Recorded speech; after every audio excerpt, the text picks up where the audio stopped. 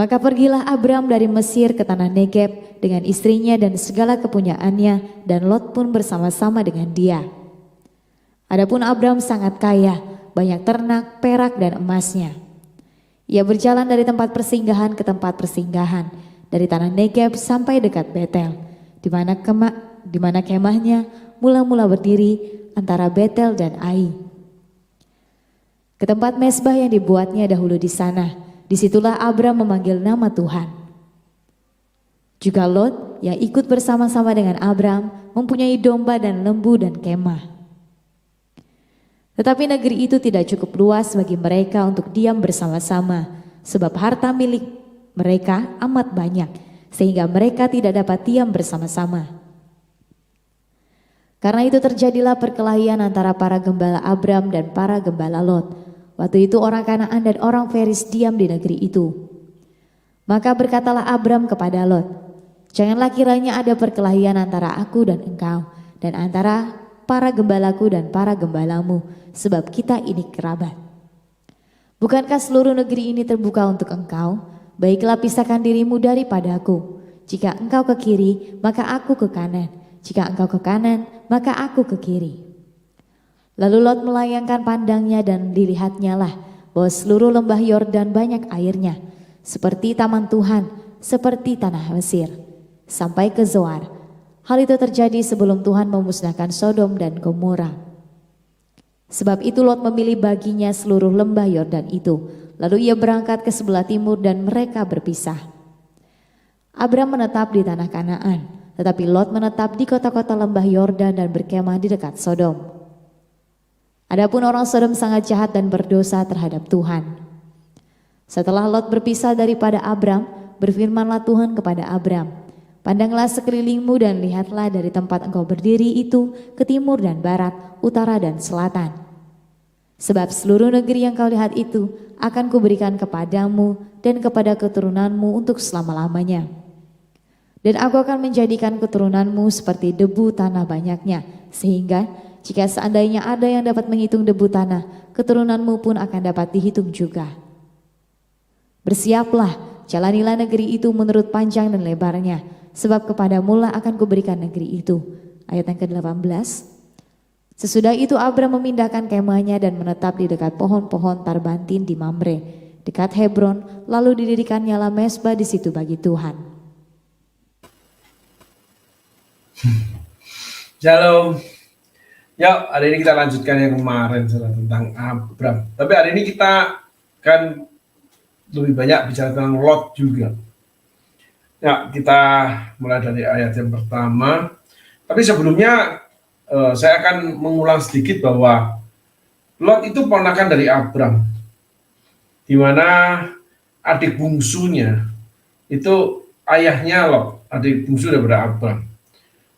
Abram ini dari Ur Kasdim dibawa papanya Terah, pindah ke Haran.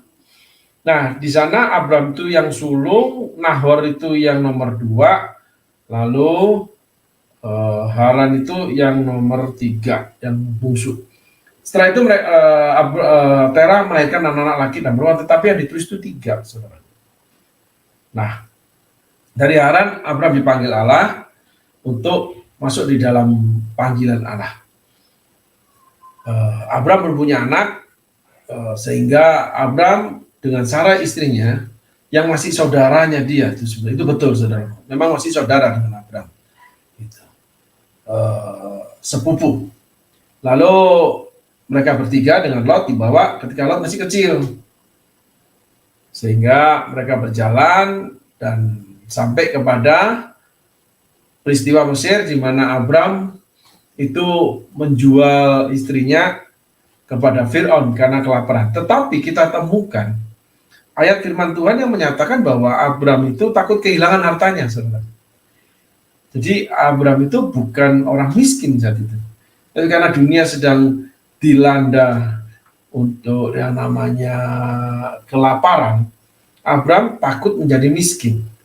Nah, itu kita temui di sini, saudara. Oke. Baik, kita akan mulai membedah firman Tuhan, ya, ayat demi ayat, pis demi pis, lapis demi lapis, saudara. Seru ini saudara tentang Abram sama dari sekian banyak mutiara yang kita temukan di sini. Bagaimana karakter itu tidak terbentuk oleh karena lari dari panggilan, lari dari proses, lari dari segala sesuatu untuk membentuk moral, mental, dan karakter kita seperti Abram. Maka pergilah Abram dari Mesir ke tanah Negeb dengan istrinya dan segala kepunyaannya, dan Lot pun bersama-sama dengan dia. Ini setelah Fir'aun ditegur oleh Tuhan. Oke, mari kita sudah pelajari sampai di situ.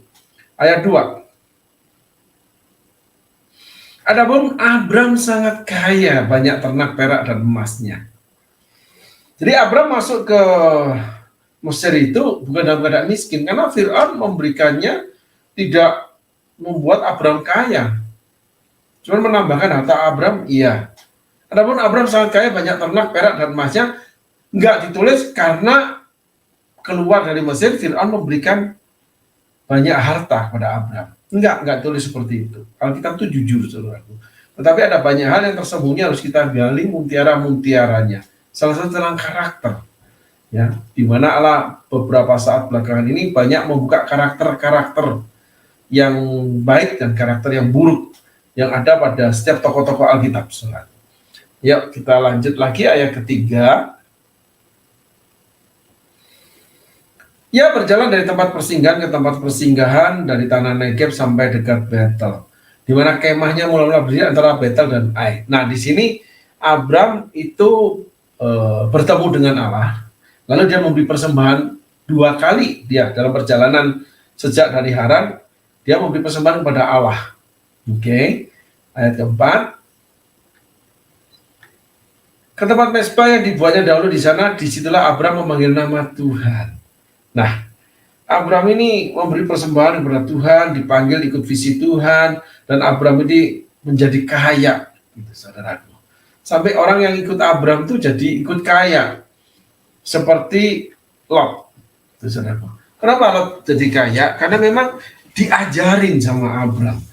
Abram ini seorang bapak, seorang guru yang sangat baik, yang tidak pelit, dia membagikan seluruh apa yang dia miliki, saudara. Itu kenyataannya kenapa Lot itu bisa kaya, bisa punya kekayaan yang setara dengan omnya, gitu, saudara. Dan Abram ini memperlakukan Lot ini seperti seorang ayah, saudara. Seperti bapa pada anaknya, gitu. Nah, itu salah satu kebaikan Abram.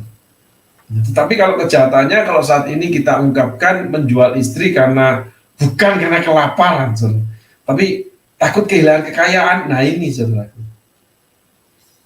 Banyak juga orang-orang seperti itu. Suami yang mau enak hidupnya, dia jual istrinya, bekerja keras, pulang tengah malam, kerja mati-matian, capek, membawa hasil pekerjaan, uang pulang ke rumah, lalu dinikmati oleh seisi rumah termasuk suaminya. Itu sama dengan spirit menjual istrinya, saudara.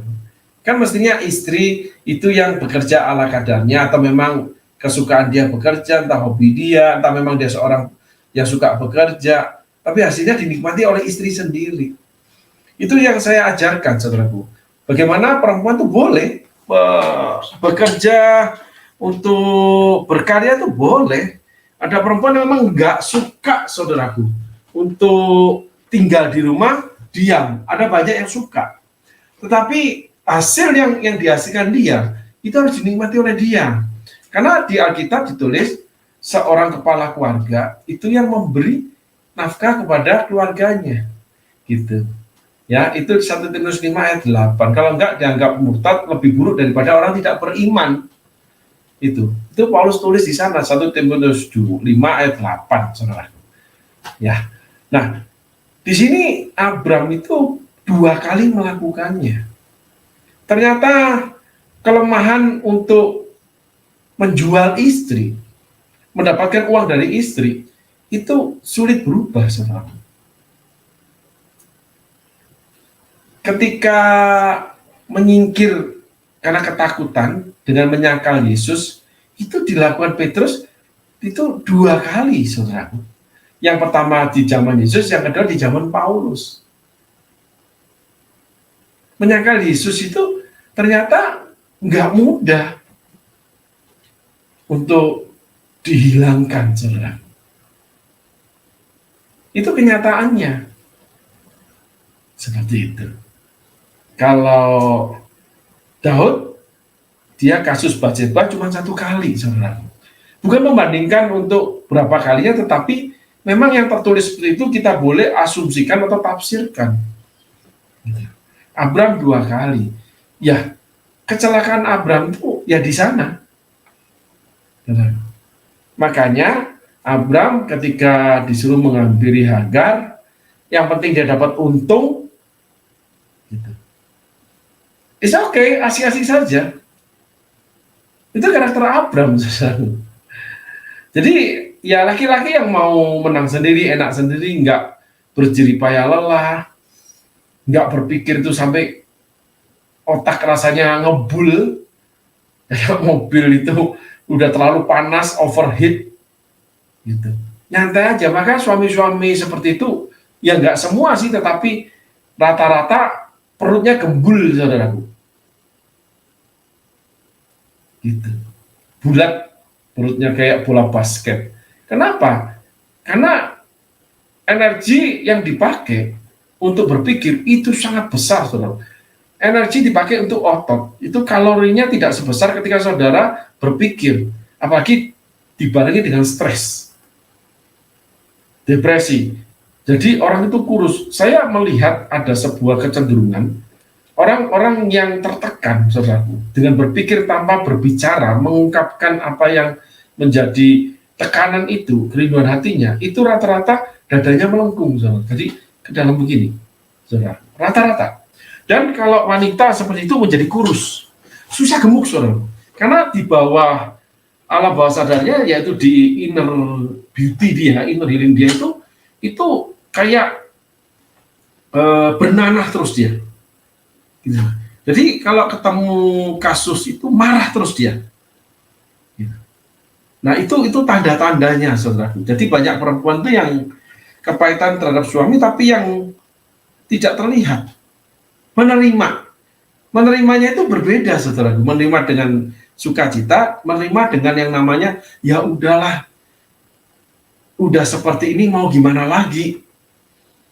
Nah hal-hal ini yang membuat rancu kehidupan orang percaya. Apalagi disertai jangan tahu orang malu. Makanya ada orang Kristen yang setia rajin ke gereja bertahun-tahun, tapi kepahitan terhadap suami, nggak sembuh-sembuh. Karena suaminya memang nggak sembuh-sembuh juga, saudara. Gitu.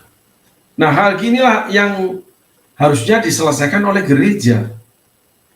Jadi gereja itu bukan hanya khotbah, tapi menyelesaikan masalah itu sampai ke dalam inner healing daripada jemaatnya. Kalau pendetanya nggak punya kemampuan itu, mesti berani mengundang yang dari luar, saudara. Gitu. Jadi ada luka-luka batin dari jemaat yang harus disembuhkan Tuhan melalui hamba-hamba Tuhan, karunia-karunia roh yang bekerja. Kurang lebih seperti itu, saudaraku. Nah, ke tempat Mesbah yang dibawanya Daud di sana, disitulah Abram memanggil nama Tuhan.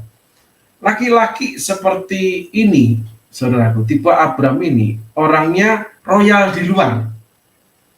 Selalu bayarin temen, dan selalu ambil uang besar dari rumah untuk masuk ke kantong dia. Jadi, dia pegang uang untuk kebutuhan kenyamanan dia, itu sehari-hari dia nggak peduli dengan kekurangan yang ada di rumah tangga, saudara. Berbeda dengan laki-laki yang memang penghasilannya nggak banyak, tetapi dia memberikan semuanya buat keluarganya, sementara dia menderita, saudara. Ada laki-laki yang istrinya itu pinter cari duit, laki-laki itu tampil mentereng, saudaraku, bahkan naik mobil, beli motor yang mahal. Itu, saudaraku.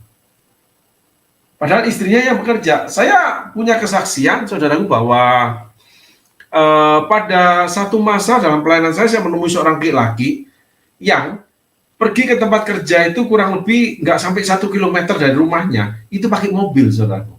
Sementara istrinya pergi dari rumahnya ke tempat kerja, itu kurang lebih 2 jam naik motor. Sedangkan mobil dibeli dari kartu PNS istrinya yang dijaminkan ke bank. Coba bayangin, saudaraku. Apakah itu kebenaran? Orang itu melayani Tuhan, karismatik, rajin, ikut khotbah kemana-mana, rajin ke gereja, ngomong tentang Tuhan, ngusir setan katanya. Padahal dirinya itu ya setannya, saudaraku. Ya, disinilah ajaibnya gereja, ajaibnya anak-anak Tuhan yang bergerak di bidang rohani, tetapi dirinya menjadi bayangan daripada si kembar yang namanya rohana. Di gereja menjadi rohani, tapi di luar gereja menjadi rohana, saudara. Si kembar Siam. Itu. Nah, Abram punya kelebihan yang banyak. Tapi Abram ini selalu pingin nyaman. Salah satunya, dia jual istrinya ke Fir'aun. Dan yang kedua, kepada Raja Gad. Tuh, Abram itu ikut orang tuanya Terah, ayahnya itu kaya, dia bawa harta. Jadi seumur-umur Abram ini nggak pernah merasakan kemiskinan. Abram ini punya kehidupan story seperti Saul, anak orang berada, mati sebagai raja. Demikian juga namanya Salomo. Hizkia juga sama, saudaraku. Sehingga hati-hati ketika teman-teman ada yang lahir dari orang tua berada, mati menjadi orang yang berada. Salah satunya adalah kehidupan saya pribadi. Saya lahir dari orang tua yang berada, sangat dimanja karena papa itu rindu anak laki-laki, berdoa di agamanya, ya, sujud menyembah di agamanya, lalu lahirlah kembar saya dengan kakak saya. Sehingga 14 tahun perjalanan saya bersama Yesus, itu prosesnya tentang mengenal namanya kekurangan, kemiskinan, pahitnya hidup di dalam kemiskinan. Ketika Allah memanggil saya kedua kalinya, setelah saya mengalami beberapa hal, saya berhenti dari pelayanan 2 tahun, Allah memanggil saya kembali, jawabannya cuma satu, saya tidak ingin miskin lagi Tuhan. Melayani kamu tuh miskin, pahit di hatiku, karena tidak dapat penghormatan sebagai manusia saya ini Tuhan. Tapi sedikit menyimpang, herannya banyak orang miskin yang sombong, bangga dengan apa yang dia buat, padahal hasilnya nggak ada, menjadi miskin. Demikian juga laki-laki, sombongnya ajubila, tapi hidup masih disuapin dari hasil keringat istrinya. Sementara naik motor, naik mobil yang bagus, terus bawa mobil orang tua, sedang dia karyanya nggak mencukupi, buat dia aja nggak cukup, kredit motor berapa, makan dia sehari berapa, rokoknya, jajannya, bensinnya, tapi berani menginjak-injak harga diri istri, memarahi, mengatur, mengendalikan, intervensi, tidak melakukan kehormatan sebagai etika suami istri. Bahkan kalau bisa istri diperkosa dalam banyak hal. Dan itu terlihat baik di masyarakat, saudara. Seperti seseorang yang mentereng ke kantor, pakai mobil, istri ke tempat kerja naik motor 2 jam, dia nggak ada 1 kilo, jalan kaki pun nyampe. Tetapi mobil dibeli dari kartu PNS istrinya, dan itu melayani di gereja, ada di gereja. Itu saudaraku. Nah, hal beginilah ajaibnya gereja, saudaraku, di mana dibutuhkan pengajaran-pengajaran yang mencelikkan mata, yang namanya karakter-karakter yang salah, mental dan moral yang masih bejat, saudaraku, masih rusak. Sehingga di dalam gereja dibutuhkan pengajaran tentang moral, mental, dan karakter yang ada ditulis di Alkitab melalui kehidupan tokoh-tokoh Alkitab yang memang salah, saudaraku. Tapi ingat, ada dosa itu yang membawa maut, ada dosa yang tidak membawa maut. Gitu. Tetapi saya nggak bicara dosa hari ini. Saya bicara tentang mental, moral, dan karakter. Yuk kita belajar lebih lanjut tentang Abram.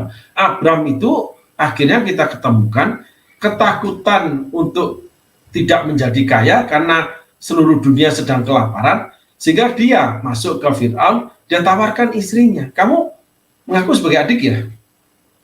Gitu. Sehingga Abram membiarkan Fir'aun mengundang karena naksir sama Sarai, istrinya. Dan dibiarkan, maka masuk pada pesta. Itu sama aja, istrinya didorong habis pesta, nanti tidur sama Fir'aun. Dan Abram santai aja. Pecatnya Abram itu, saudara. Sehingga Allah harus turun tangan, saudara, untuk membela visinya. Ya, ayat selanjutnya, kita nggak usah bicara visi deh. Juga Lot yang ikut bersama-sama dengan Abram mempunyai domba dan lembu dan kemah. Ketika Lot dewasa, otomatis menyerap semua kemampuan Abram. Karena Abram tidak memperlakukan Lot dengan tidak hormat. Satu sisi, Abram ini terhadap keponakan dia, terhadap kekayaan dia, terhadap uang dia, orang ini nggak pelit. Tetapi di satu sisi yang lain, orang ini memerah istrinya, menjual istrinya. Sehingga di dalam pribadi manusia itu ada banyak ruang yang harus dibersihkan Tuhan. Sehingga Anda ketika melakukan satu perkara yang baik sesuai dengan Alkitab, Anda jangan mengaku kudus. Sudah benar. Anda sudah melakukan 100 kebaikan sesuai Alkitab, Anda jangan mengatakan bahwa karakter Anda sudah benar. Ada sisi-sisi lain seumur hidup Anda yang harus melalui proses demi proses untuk disempurnakan. Karena tokoh-tokoh Alkitab nggak ada yang sempurna kecuali Yesus, saudaraku. Ini kita harus sadari. Sehingga setiap saat kita dituntut untuk berubah. Kalau nggak mau dikatakan sebagai senior gereja, Anda harus bertobat. Tetapi ingat, ada dosa yang membawa maut, ada dosa yang tidak membawa maut. Itu tulis di Alkitab. Itu. Cuman kalau itu memang merugikan, kalau Anda ingin terus disempurnakan, ya Anda harus menghadapi proses. Gitu. Lot itu mendapatkan kebaikan Abram, dihargai, dihormati, sehingga Lot itu tidak diperlakukan sebagai orang yang numpang hidup di Abram. Kemonakan yang dianggap seperti anak. Maka Lot mempunyai kepandaian menyerap kemampuan Abram. Dia memiliki domba-domba, lembu, dan kemah yang sama banyak dengan Abram. Akhirnya, mereka sama-sama punya kekuatan, anak buah Lot dan Abram sering berkelahi. Gitu ceritanya. Ayat 6. Tetapi negeri itu tidak cukup luas bagi mereka untuk diam bersama-sama. Bayangin saudaraku, satu negeri itu nggak cukup luas. Berapa banyak itu harta mereka? Berapa banyak orang-orang mereka? Sehingga wajar ketika raja-raja minta berdamai dengan Abram. Dan ketika Lot pada suatu saat diculik oleh raja-raja, Abram menyerbu ditaklukkan kerajaan-kerajaan itu. Bagaimana kekayaan itu mempunyai kekuatan yang besar untuk menaklukkan sebuah negeri. Sehingga kekuatan kekayaan atau kekuatan mammon itu unlimited. Maka Tuhan mensejajarkan mammon itu dengan dirinya, saudara, di hati orang percaya. Kamu tidak bisa menyembah aku atau mammon, itu disejajarkan karena atau, saudaraku. Hati-hati dengan kekayaan, hati-hati dengan nilai uang, nilai barang, hati-hati, saudaraku. Sering anak-anak Tuhan terjebak di sini, memberi kepada orang miskin secukupnya, kalau memberi kepada orang kaya untuk menyenangkan orang kaya. Jadi memberi kepada orang miskin bukan untuk menyenangkan orang miskin, tapi secukupnya. Tapi kalau untuk orang kaya, jangan beli itu, malu. Dia itu orang kaya. Kita harus memberi yang mahal, supaya tidak dipandang hina dan menyenangkan dia. Dia butuh ini loh. Dan itu sudah wajar. Contohlah anak-anak kalau namanya remaja SMA yang lagi musim 17 tahun, ulang tahun. Kalau ulang tahun di tempat yang mahal, pasti kadonya juga mahal. Kalau di rumah sederhana, kadonya juga sederhana karena anak orang sederhana dan anak orang kaya. Nah itulah pakem-pakem dunia. Dan itu terjadi di gereja. Kalau memberi sama orang miskin, ya sembahku saja. Tapi kalau memberi orang kaya, oh itu harus yang menyenangkan dia. Karena dia kaya. Jangan beli yang murah. Gitu. Ya atau enggak, saudaraku? Ya atau ya? Tetapi negeri itu tidak cukup luas bagi mereka untuk diam bersama-sama, sebab harta milik mereka amat banyak, sehingga mereka tidak dapat diam bersama-sama. Gitu. Hati-hati saudaraku terjebak pada kekuatan mamon ya. Itu banyak saya menemui orang-orang dalam usia pelayanan saya yang sudah 28 tahun, akhir-akhir ini saya menemukan bahwa orang-orang yang diberkati Tuhan akhirnya membuat pelayanan itu lebih rendah daripada pekerjaan dia. Bahkan untuk kepentingan kita kepada Tuhan, bukan kepentingan Tuhan kepada kita, kepentingan kita kepada Tuhan itu surut. Apalagi kepentingan Tuhan dalam kita akhirnya menjadi nihil. Tidak sebanding dengan kepentingan kita untuk bagaimana menambah pundi-pundi keuangan, atau kita memperbesar usaha kita dengan memakai alasan rohana. Karena kan untuk memberkati gereja, pelayanan, pastor, orang-orang miskin. Padahal yang diberikan kepada pastor, orang-orang miskin, atau gereja, tidak sebanyak harta mereka. Kan ada per berapa, saudaraku? Makanya ada sebuah pakem yang saya buat, saudaraku, bahwa untuk orang kaya, ketika dia punya harta 10 miliar, memberikan 1 miliar kepada sebuah pelayanan atau seorang hamba Tuhan, itu cuma 10%. Tetapi seseorang kalau punya gajian 10 juta, dia memberikan 2 juta kepada pelayanan atau pada seorang hamba Tuhan, sisa 8 juta. Sedangkan kebutuhan dia itu, anggaplah untuk membayar ini itu 8 juta. Sisanya kan bisa ditabung. Cukup besar karena 20%.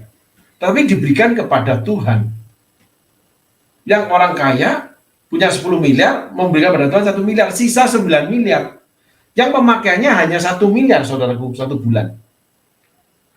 Diumpamakan perbandingan seperti itu. Sisa yang Anda nikmati jauh lebih besar daripada apa yang Anda beri kepada Tuhan. Tetapi ada orang yang penghasilan secukupnya, tidak ada sisa yang dia nikmati. Semuanya untuk Tuhan. Itu bedanya. Janda miskin 2 peser 1 duit, saudaraku. Nah, hal begini yang kita harus pelajari. Sehingga menjadi seorang pastor, menjadi seorang hamba Tuhan, pemimpin pelayanan itu tidak boleh terkecoh dengan jumlah uang yang kita terima. Nggak boleh, saudara, terkecoh itu. Kenapa? Jumlah uang kita terima itu tidak sebanding dengan kekayaan, kenikmatan yang dimiliki oleh si pemberi uang ini. Tetapi kalau yang kita terima ini, itu jumlahnya berarti atau besar buat si pemberi. Nah, ini bedanya, saudaraku. Bagi hal-hal yang rohani, bukan rohana. Kalau yang rohana, terima kasih, disebut di mimbar. Puji Tuhan, Tuhan begini-gini. Bahwa kita mendapat berkat dari seorang pengusaha. Wah, ada yang diundang orangnya untuk bangkit berdiri. Lalu diberikan tempat duduk yang paling terhormat. Dan dia memberi tetap kaya. Sedang si miskin yang cukup-cukup aja ini, nggak kaya-kaya. Karena 2 juta yang untuk ditabung diberikan kepada gereja tiap bulan. Nah, kalau ini tidak kita sikapi dengan benar, itu Tuhan kita, Tuhan Yesus Kristus itu nggak mampu mengajar hamba-hambanya, pester-pesternya untuk punya moral, mental, dan karakter yang baik, untuk memiliki etika di dalam pandangan kita untuk orang kaya dan orang miskin. Yang kaya yang mana, yang miskin yang mana di hadapan Tuhan.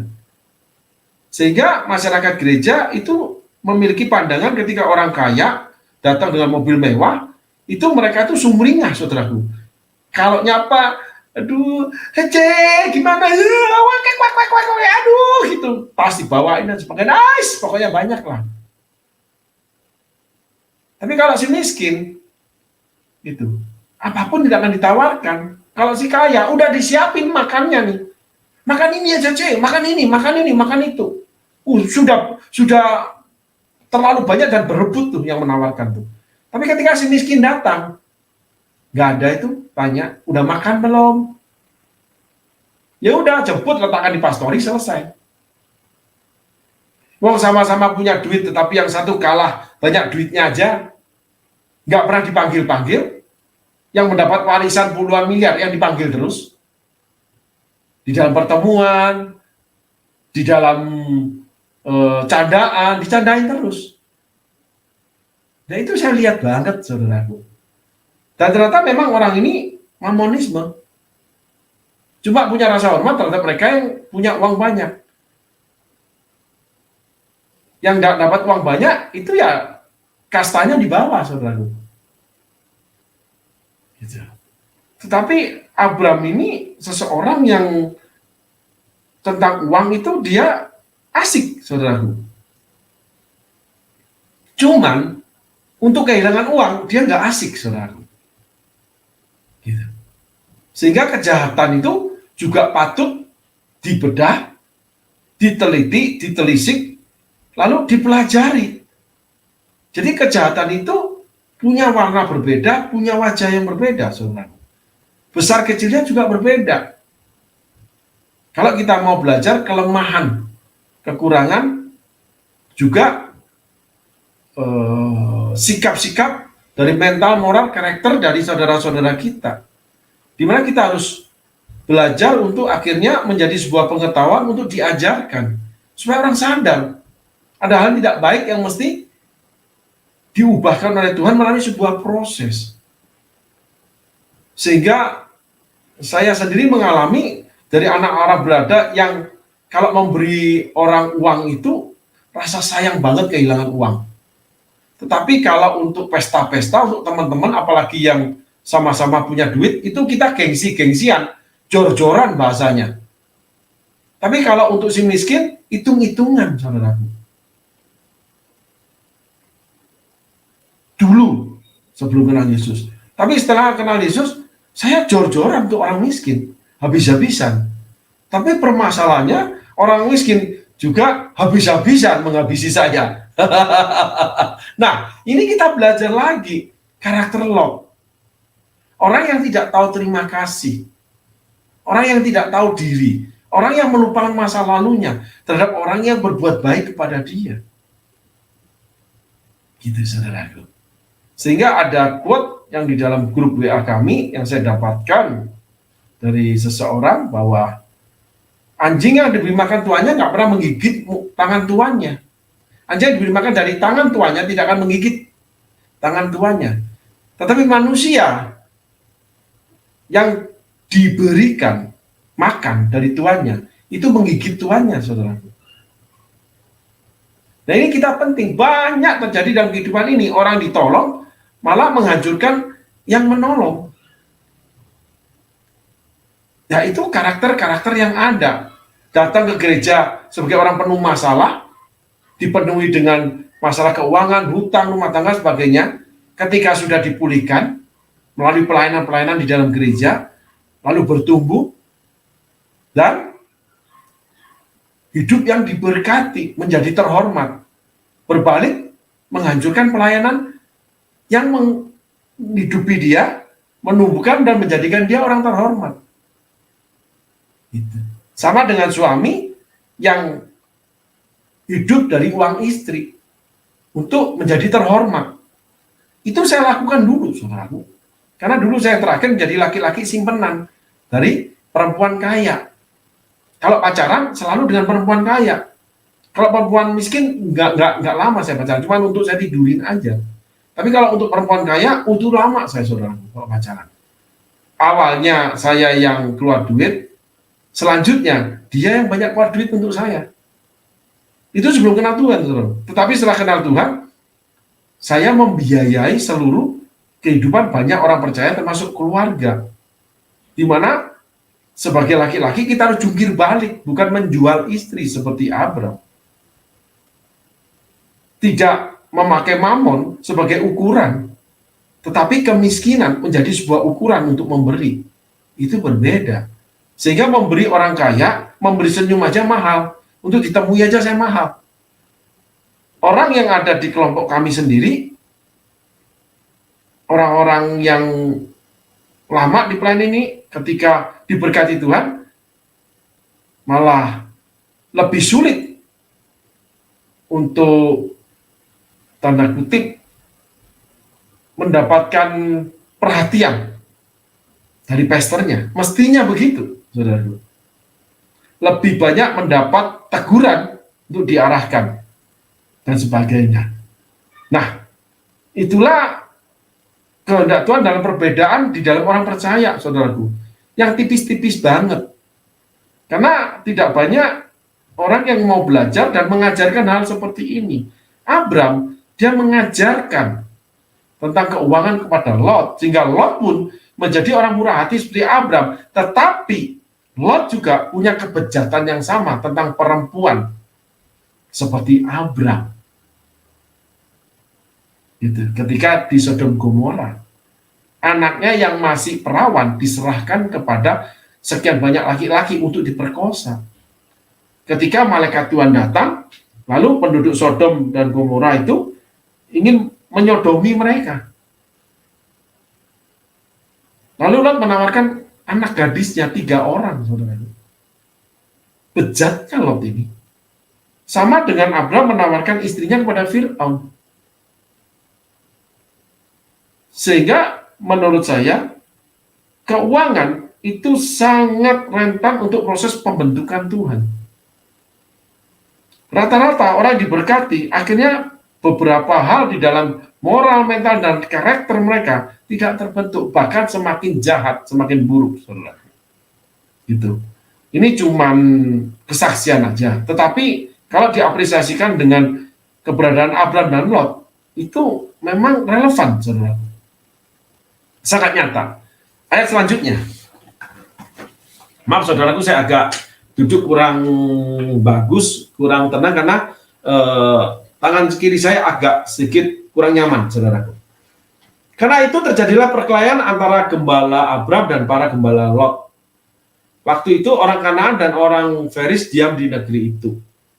Lot menjadi sama kaya dengan Abram, tetapi juga menjadi bejat, bahkan lebih bejat dari Abram. Anaknya gadis 3 orang diberikan kepada Sodom Gomora untuk dikerjakan beberapa orang laki-laki, bukan dinikahkan, saudaraku, untuk diperkosa. Dan itu saya dapati bahwa ada seorang suami yang tidak peduli istrinya itu bisa diperkosa orang apa tidak. Nggak peduli, yang penting dia senang, saudara. Nah, itulah yang terjadi di namanya, di KTP orangnya disebut agamanya Kristen. Atau umat Kristiani lah. Dan itu sangat sangat heran buat saya. Apalagi kalau orang seperti ini rajin ke gereja, lalu mengambil bagian pelayanan. Sehingga pandangan saya nih, gereja itu sudah tidak menjadi perubahan moral, mental, dan akhlak. Gereja itu tempat untuk manusia berkumpul, lalu beribadah kepada Tuhan, sama dengan keyakinan-keyakinan yang lain. Bukan untuk tempat pembaruan budi pekerti, karena Yesus berjalan sehari-hari bersama umatnya. Kan tinggal di dalam kita, Allah Roh Kudus.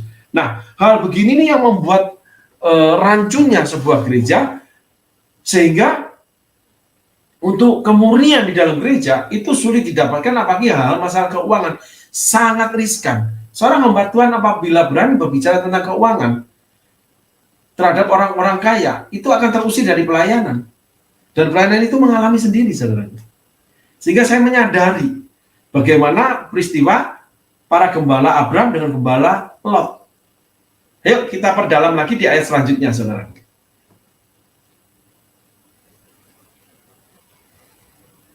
Maka berkatalah Abram kepada Lot, janganlah kiranya ada perkelahian antara aku dan engkau, antara para gembalaku dan para gembalamu, sebab kita ini kerabat. Itu. Abram itu lebih cenderung kepada family, bukan keluarga kecil yang dia bina. Tetapi Abram lebih cenderung kepada kakak beradik orang tua dia sendiri. Itu karakter Abram, saudara. Banyak orang ketika sudah menikah lebih perhatian kepada keluarganya sendiri daripada kepada pasangannya. Itu juga saya alami, saudara. Bagaimana pasangan saya itu pada awal pernikahan kami itu sangat perhatian, sangat terbeban dengan keluarganya. Sehingga itu menjadi sumber pemicu perkelahian dan perpecahan pasangan, saudaraku. Dan itu Alkitab mencatatnya, seorang laki-laki apabila sudah menikah harus keluar dari rumah orang tuanya. Gitu, saudara. Sehingga mereka berpasang-pasangan sendiri. Lot dan Abram itu lebih cenderung ke family-nya, saudaraku. Ya, maka kita temui sudah dua nih. Kelebihan Abram banyak, tapi dua yang membuat akhirnya kehidupan Abram ada cacat celahnya, tidak sempurna. Dan kalau zaman ini itu sudah sebuah hal yang akan berakibat sangat buruk, saudaraku. Padahal perkara ini ada di dalam kehidupan orang percaya. Ayat selanjutnya.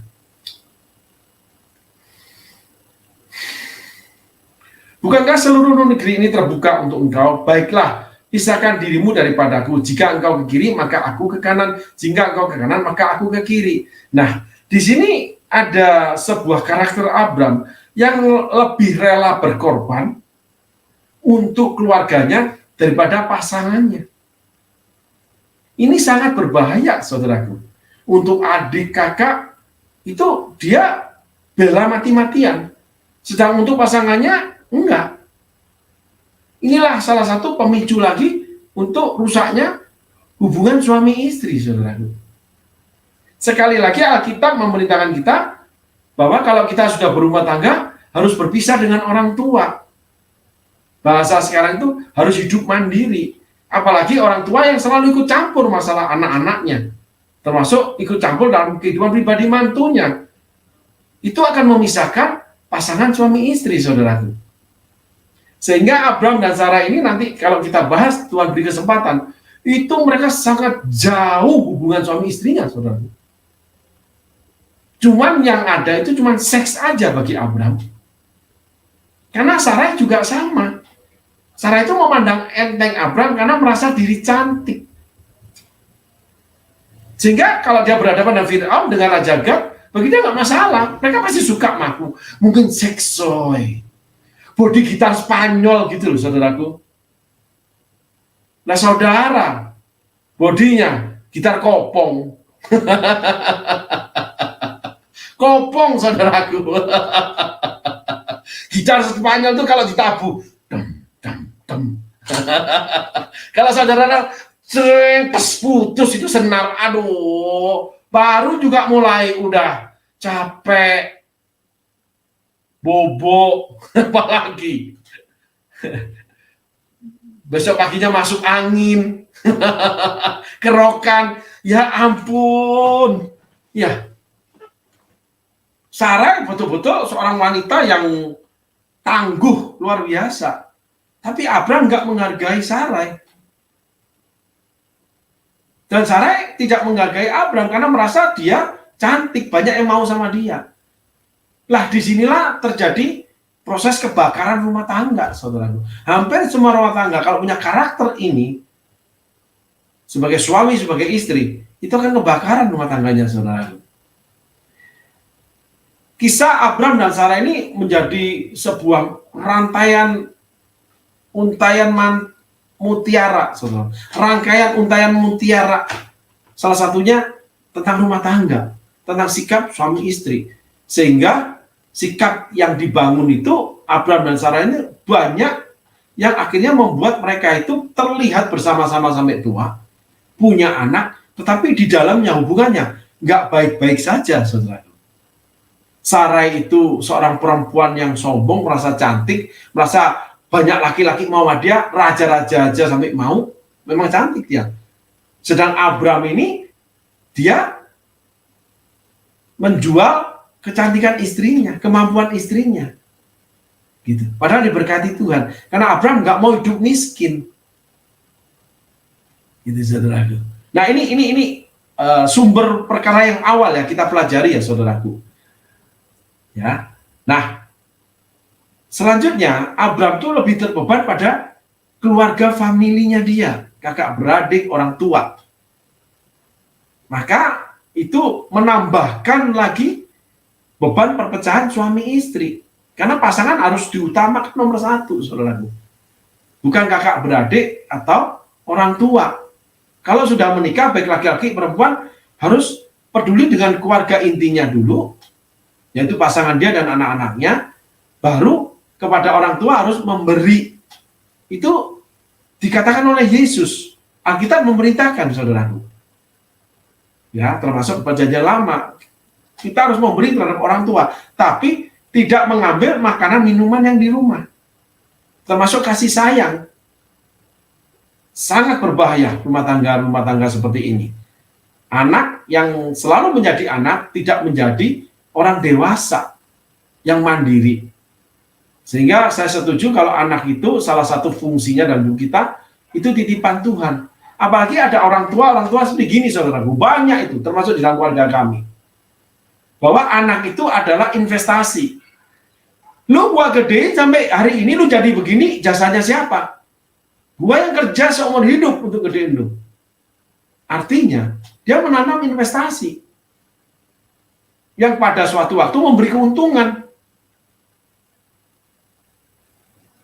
Jadi lu harus buat gini sebagai balas budi terhadap orang tua. Anak yang orang Cina bilang uhau, anak yang berbakti terhadap orang tua. Enggak begitu caranya Alkitab. Anak yang berbakti kepada orang tua itu enggak begitu. Bagi saya, anak yang berbakti kepada orang tua, dia bisa menyelesaikan hidupnya. Bagi saya sebagai orang tua, seumur hidup, saya harus menyuapin mulut saya sendiri. Termasuk istri, saudaraku. Itu tentang keluarga. Sehingga anak bukan investasi ketika kita tua, kita ganti diberi makan. Disenangkan sama anak. Jadi kalau nggak datang cium kaki, itu nggak berbakti terhadap orang tua. Nggak sopan. Enggak, saudaraku. Saya penganut paham negeri maju. Saudaraku. Jadi ketika batasan umur sekian, beda-beda sedikit, saudaraku. Orang tua melepaskan anak-anaknya untuk belajar mandiri. Dan anak-anak tidak bergantung dengan orang tua, saudaraku. Berapa banyak anak-anak yang sudah jenggotan tetap bergantung dengan orang tuanya? Banyak, dan itu aktif di gereja, saudaraku. Banyak. Yang di KTP-nya ditulis umat Kristiani, saudara, pengikut Yesus. Tapi apa yang tertulis di Alkitab, aturan Alkitab, nggak ada hidupnya. Gitu. Nah, itulah Abram yang ada pada zaman ini. Ayat selanjutnya. Lalu Lot melayangkan pandangnya dan dilihatnya lah bahwa seluruh lembah Yordan banyak airnya, seperti taman Tuhan, seperti tanah Mesir sampai ke Zoar. Hal itu terjadi sebelum Tuhan memusnahkan Sodom dan Gomora. Gitu.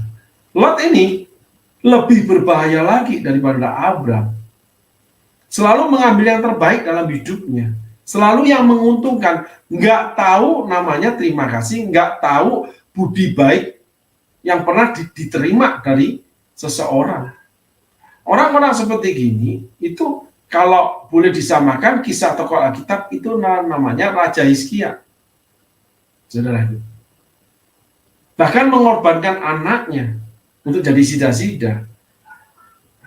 Raja Hizkia tidak pernah menomorsatukan Tuhan karena sudah tenar, sudah famous, sudah menjadi raja besar, sudah memenangkan yang terakhir bangsa Filistin, dikalahkan bangsa yang besar, sehingga ketemu Raja Asyur, dia seperti Abram, komplit yang punya Lot dan punya Abram. Dia bawa harta bait Allah untuk dibayarkan sebagai upeti kepada Raja Asyur, Sanherib. 30 ton perak, 3 ton emas, atau 300 ton perak, 30 ton emas. Seperti itu. Talenta bahasanya itu, saudara. Itu besar. Bahwa seluruh lembah Sungai banyak airnya seperti taman Tuhan. Nah, Orang jenis Lot ini selalu mengatasnamakan Tuhan, tapi selalu mengambil bagian yang terbaik, tidak peduli dengan siapapun. Yang penting dia kaya, yang penting dia berhasil, yang penting dia mendapat terbaik. Tetapi selalu bicara tentang Tuhan. Itu saudara. Lebih parah lagi. Tapi yang lebih parah Hizkia, paket komplit Lot dan Abram. Ayat selanjutnya, saudara. Sebab itu Lot memilih baginya seluruh lembah Yordan itu, lalu ia berangkat ke sebelah timur dan mereka berpisah. Itu. Orang-orang seperti Lot pada suatu waktu dia akan berhadapan dengan penghancuran Tuhan. Saya ada sebuah kesaksian, saudara, yang indah sekali yang Tuhan ajarkan kepada saya tentang Lot ini. Terjadi banyak Lot di dalam pelayanan itu, di mana akhirnya orang-orang seperti Lot itu akan mengambil bagian yang terbaik setelah dikenyangkan dengan kebaikan. Gitu.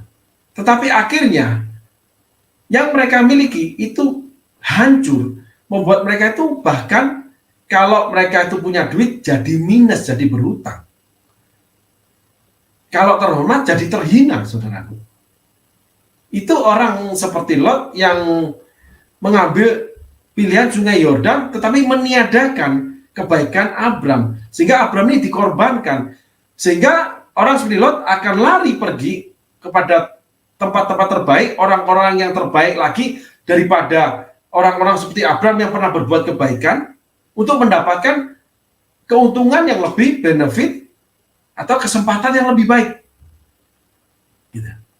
Tetapi pada akhirnya mereka akan mengalami kehancuran seperti Lot. Dengan kisah Sodom Gomora, saudaraku. Akhirnya Lot ditawan oleh raja-raja Sodom Gomora, saudaraku. Abram yang harus merampasnya kembali, pergi berperang Abram. Luar biasa kan buat keluarganya, tapi buat istrinya diserahkan kepada Fir'aun dan Najagat 2 kali, saudaraku. Berarti Abram lebih cinta Sarai atau lebih cinta keluarganya? Lebih cinta Lot ya. Nah ini sebuah kesalahan, lebih cinta adik daripada istri. Lebih cinta kakak daripada suami. Lebih cinta adik daripada suami. Ya ini udah carut-marutnya rumah tangga, saudara. Juga ada pada umat Tuhan sendiri, umat Kristiani, saudara. Di mana gereja nggak bisa menyelesaikannya. Karena memang perkara gini sangat langka diangkat di gereja. Apalagi yang saya dapati banyak di media sosial yang digemari dengan pengikut yang banyak sekali, saudaraku, yang tak terhitung itu. Kalau khotbah selalu, maaf bukan saya yang buka, istri saya biasa itu iseng buka dia medsos itu. Dia sering buka, lalu terdengarlah rekaman daripada khotbahnya. Saya kebetulan seringkali ada di dekatnya, membuat saya dengar, tapi menjadi satu titik saya tuh tertawa. Khotbahnya cuma 1 garis, gitu loh. Tentang Tuhan, tentang bagaimana Tuhan memberkati, Tuhan memulihkan, tentang kuasa Tuhan, bagaimana enaknya ikut Tuhan. Itu yang sekarang lagi tren di Indonesia. Hamba-hamba Tuhan tertentu, saudaraku, yang digemari. Betapa kekanak-kanakannya jemaat kekristenan yang di Indonesia. Bahwa sangkal diri pikul salib itu nanti dulu, apalagi bicara tentang kelemahan, kekurangan, apalagi dosa. Itu tabu, saudaraku. Sehingga hamba Tuhan yang berbicara tentang kelemahan, kekurangan, kesalahan, apalagi dosa, itu sangat sulit pelayanannya diterima, saudaraku. Tetapi puji Tuhan, Allah itu memberi beban pada setiap hambanya. Bukan hamba Tuhan itu yang salah, saudara. Tapi umat Tuhan di Indonesia memang kekanak-kanakan. Sehingga kalau khotbah sedikit berbicara tentang hal-hal yang tabu, tentang kesalahan, kekurangan, itu hamba Tuhan dikatakan, keras banget khotbahnya. Karena itu realita kehidupan yang ada.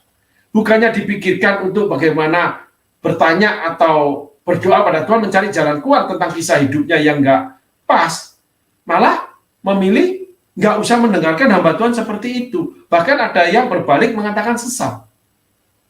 Padahal yang diangkat itu hamba Tuhan yang golongan ini yang dipakai memang firman untuk yang namanya menerangkan kesalahan, kelemahan, dan dosa. Itu Alkitab semua loh, saudaraku. Bahkan ada banyak hal-hal yang sering saya dapati khotbah-khotbah seperti itu yang tidak banyak terungkap. Bahkan banyak hal yang baru yang terungkap di mana saya, iya benar ya omongan hamba Tuhan ini ya. Kenapa nggak kepikir sama aku? Dan sebagainya. Termasuk mentor saya, salah satunya. Kalau dia membuka firman, wih luar biasa, untayan mutiara kehidupan itu. Saudara. Sehingga sadar akan dosa, kelemahan itu lebih banyak yang menjerat hati orang-orang yang memang mau mengikuti Yesus dengan benar. Gitu. Dan mau mengikuti prosesnya untuk selalu dibenarkan dan dibenarkan terus. Tidak hidup dalam kesalahan, kekurangan, dan dosa. Sekali lagi ada dosa membawa maut, ada yang tidak, saudaraku. Yang tidak pun akan menjadi sandungan buat umat Tuhan yang lain. Seperti Abram dengan Lot, Lot lebih jahat dari Abram. Karena belajar dari Abram. Itu saudaraku. Petrus menyangkal Yesus. Menjadi sandungan buat Yesus. Nya kau iblis dari hadapanku, engkau adalah sandungan bagi aku. Yang kau pikirkan pikiran dunia, bukan pikiran Allah. Yesus ngomong begitu. Sehingga orang-orang seperti itu akan menjadi sandungan buat orang yang memilih pemikiran-pemikiran Allah, jalan-jalan Allah seperti Yesus yang mau mati di kayu salib. Lalu dilarang oleh Petrus, jangan terjadi seperti itu Tuhan. Yesus menegur dengan keras Petrus, "Nya kau iblis dari hadapanku." Nah ini yang tidak diingini oleh orang percaya. Karena memang kanak-kanak sih, maunya berkat Tuhan terus. Hidup rasa aman kalau punya uang. Ya itulah Abram. Abram itu kekristenan yang kanak-kanak. Taunya berkat, diberkati dalam berkat, selesai. Nggak ada, Abram itu nggak ada pelayanan yang lain. Nggak ada, cuman memberi sama Tuhan dan terima berkat Tuhan. Udah selesai, saudaraku. Cuman kelebihannya taat kepada Tuhan, dia murah hati soal keuangan. Tetapi di dalamnya banyak carut-marut yang harus mestinya bisa dibereskan.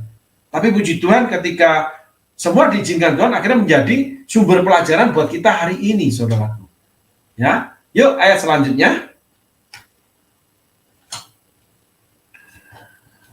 Abram menetap di tanah Kanaan, tetapi Lot menetap di kota-kota lembah Yordan dan berkemah dekat Sodom. Nah, ayat selanjutnya. Adapun orang Sodom sangat jahat dan berdosa terhadap Tuhan. Saudara jangan keliru kalau saudara memilih teman, memberi komunitas yang baik terhadap saudara, tetapi berdosa terhadap Tuhan. Dan kalau berdosa terhadap Tuhan itu sulit, saudaraku, untuk kita lihat ketika orang itu baik kepada kita. Nah inilah sebuah problem lagi yang ada di gereja. Orang kalau baik dengan pastor, itu sulit melihat kejahatan orang itu terhadap Tuhan.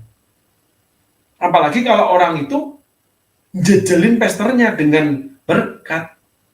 Itu pun terjadi dalam kehidupan di pelayanan ini. Orang-orang yang demikian baiknya tentang keuangan, akhirnya terhadap Tuhan juga disejajarkan dengan mamon, bahkan akhirnya lebih dipentingkan mamonnya. Pekerjaannya, hartanya. Sehingga kalau yang melayani, ya udah nggak melayani karena sudah sibuk kerjanya, udah punya duit. Yang biasa rajin dengar khotbah, itu akhirnya nanti dulu. Karena pekerjaan. Nah hal begini memang akhirnya secara tidak sadar, Tuhan itu semakin rendah bagi orang percaya. Itulah Abram, itulah Lot.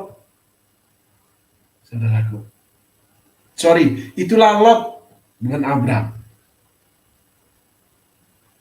Kalau Abram, itu Tuhan tetap yang utama. Yang menyelamatkan Abram itu, Tuhan itu tetap yang utama. Dia murah hati tentang uang. Tetapi hubungan rumah tangganya nggak beres. Saudaraku. Dan kalau zaman sekarang, ya itu udah dicoret sebagai umat Kristiani itu, saudaraku. Hah? Istrinya dijual di hotel? Oh, itu sudah dicoret jadi anggota jemaat. Kalau pelayanan, kalau bisa digantung disalib tuh, saudaraku. Bukan disalibkan, digantung disalib itu, saudaraku. Jangan main-main dengan gereja hari ini. Tetapi di dalamnya banyak orang juga memiliki konteks yang sama. Tidak mengutamakan pasangan, lebih mengutamakan yang lain.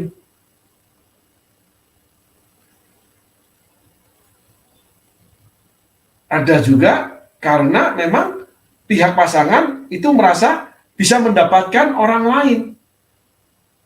Yang perempuan bisa mendapatkan laki-laki yang lain, yang laki-laki bisa mendapatkan perempuan yang lain.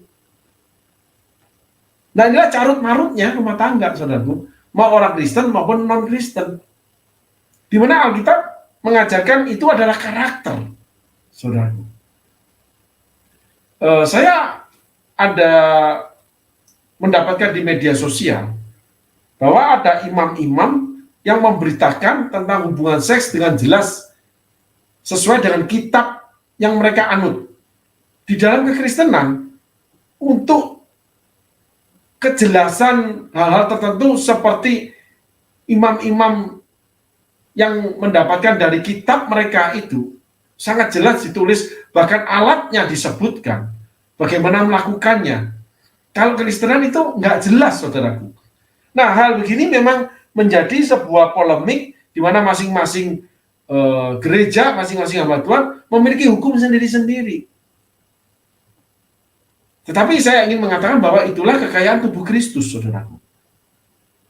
Sekali lagi, untuk yang dilakukan Abram itu tidak membawa maut. Tapi itulah yang membuat kehidupan Sarai sama Abram itu nggak beres. Terlebih lagi Abram itu orang yang malas. Hidup dari kasih karunia anugerah Tuhan. Gitu. Malas dia. Itu ketika awal saya sebutkan karakter Abram itu malas. Gitu. Karena memang Tuhan sangat memberkati. Ya, tetapi dia sangat bela dengan yang namanya Lot. Gitu. Karena dia keponakan daripada Abram. Ayat selanjutnya.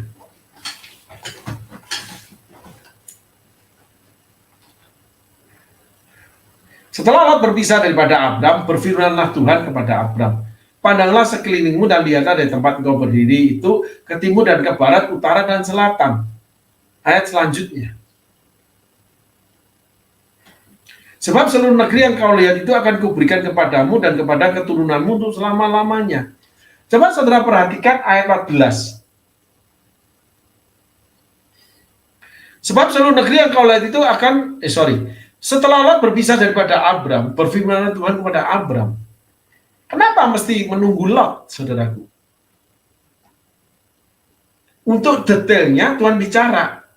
Tuhan sudah bicara tentang keturunan dan sebagainya. Ada tahap demi tahap Tuhan tuh bicara.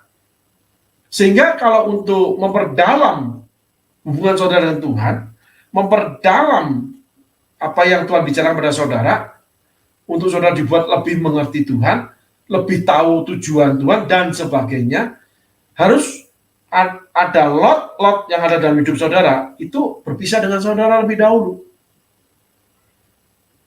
Orang-orang yang saudara kasihi, tetapi itu merusak kehidupan saudara. Sehingga Tuhan mengizinkan pertengkaran dulu Lot dengan saudara.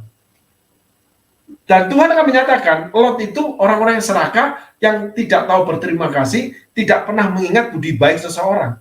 Orang itu tidak setia seperti Hizkia. Apalagi terhadap Tuhan, nggak setia dia.